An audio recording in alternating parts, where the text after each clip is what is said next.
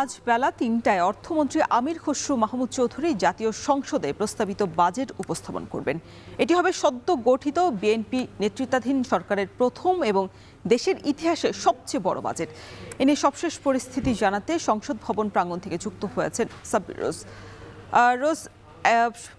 বেলা ৩টায় তো বাজেট উপস্থাপন করা হবে, তার আগে মন্ত্রিপরিষদের যে বৈঠক সেটা কি শুরু হয়েছে কিনা, সার্বিক কি পরিস্থিতি দেখছেন বিস্তারিত জানাবেন।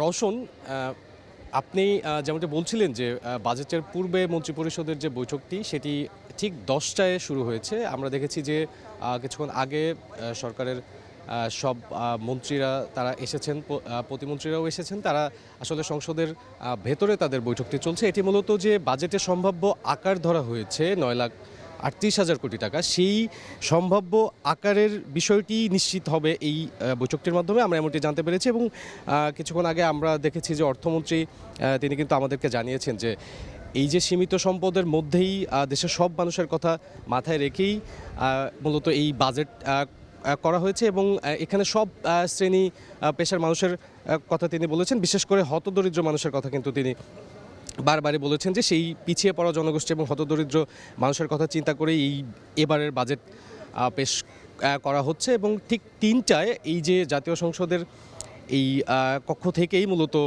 বাজেট পেশ করবেন জাতির উদ্দেশ্যে, সেটি করবেন অর্থমন্ত্রী আমির খসরু মাহমুদ চৌধুরী। আমরা দেখেছি যে বাজেটের এবারের বাজেট মূলত 2026-27 অর্থবছরের যে বাজেট ঘোষণা করা হবে, এটি গত ফেব্রুয়ারির সংসদ নির্বাচনের মাধ্যমে ক্ষমতায় আসা প্রধানমন্ত্রী তারেক রহমানের নেতৃত্বাধীন বর্তমান বিএনপি সরকারের কিন্তু প্রথম বাজেট এটি। তো এটি তারা একটু চ্যালেঞ্জ হিসেবে দেখছেন যে দেশের ইতিহাসে সবচেয়ে বড় বাজেট এবং সরকারের নির্বাচনী অঙ্গীকার পূরণের চাপ থেকেই বাজেটের আকার বড় হচ্ছে বলে এরকম একটি আভাস পাওয়া গিয়েছে। যেহেতু তারা নির্বাচনে আসার আগে নানা ধরনের প্রতিশ্রুতি ছিল, ফ্যামিলি কার্ড, কৃষক কার্ড থেকে শুরু করে হেলথ কার্ড থেকে শুরু করে নানা ধরনের প্রতিশ্রুতি ছিল, সেই বিষয়গুলোকে কিন্তু বাজেটে অন্তর্ভুক্ত করা হয়েছে। এবং প্রস্তাবিত বাজেটে আগামী অর্থবছরে মোট জিডিপির আকার ধরা হয়েছে কিন্তু 68,30,000 কোটি টাকা। একই সাথে বাজেটে অর্থনৈতিক প্রবৃদ্ধির লক্ষ্য নির্ধারণ করা হয়েছে 6%। এবং বেশ কিছু বছর থেকেই কিন্তু দেশে উচ্চ মূল্যস্ফীতি বিরাজ করছে, সেই বিষয়টাকে কিন্তু মাথায় রাখা হয়েছে। এমন প্রেক্ষাপটে এই বাজেটে যে মূল্যস্ফীতি 7.5% নামিয়ে আনার লক্ষ্য কিন্তু নির্ধারণ করা হয়েছে। এছাড়াও বাজেটে খসড়ায় মূল্যস্ফীতি নিয়ন্ত্রণ, খাদ্য নিরাপত্তা নিশ্চিতকরণ, অর্থনীতি পুনরুদ্ধার, উচ্চতর প্রবৃদ্ধি অর্জন, সরকারের নির্বাচনী ইশতেহার বাস্তবায়ন, সামাজিক সুরক্ষা, ব্যাপক কর্মসংস্থান সৃষ্টিসহ 13টি ইস্যুকে কিন্তু ব্যাপকভাবে অগ্রাধিকার দেওয়া হয়েছে। আমরা দেখেছি যে গেল কদিন থেকে প্রধানমন্ত্রীও বারবারই কিন্তু সংসদ অধিবেশনে বলে আসছে যে এবারের বাজেট হবে দেশের সকল জনগোষ্ঠীর জন্য। এবং যে নির্বাচনী ইশতেহারের যে বিষয়টি রয়েছে এর মধ্যে কৃষক আর ফ্যামিলি কার্ডের জন্য বাজেটের একটি বড় অংশ রাখা হয়েছে। এবং পাশাপাশি যে আগামীর বাংলাদেশ বিনির্মিত হবে বা আগামীর বাংলাদেশের যে প্রতিশ্রুতি প্রধানমন্ত্রী তারেক রহমান বারবারই দিয়ে আসছিলেন, সেইটির একটি বড় প্রতিফলন আজকে বাজেটের মধ্যে দিয়ে দেখতে পাবে জাতি, এমনটি প্রত্যাশার কথা কিন্তু বারবারই জানিয়েছেন প্রধানমন্ত্রী তারেক রহমান। তো এখন ক্যাবিনেট বৈঠক চলছে, ক্যাবিনেট বৈঠকের পরে আমরা জানতে পারবো যে আসলে বাজেটের নির্দিষ্ট আকার কত হতে যাচ্ছে। এবং এর পরবর্তীতেই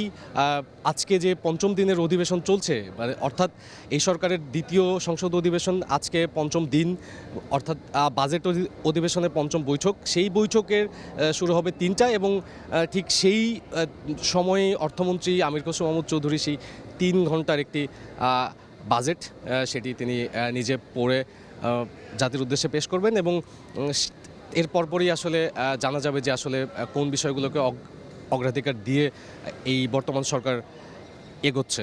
এবং বিভিন্ন সময়ে এই ধরনের একটি বড় বাজেট নিয়ে নানা ধরনের বিশেষজ্ঞরাও নানা ধরনের কথা বলছে যে এটি আসলে সরকারের জন্য কতটুকু চ্যালেঞ্জ হবে, সেই বিষয়গুলো কিন্তু তারা মাথায় রেখে বারবারই বলছে যে আমরা আগামীর বাংলাদেশ বিনির্মাণের জন্য মূলত এই ধরনের আকারের বাজেট করা হয়েছে।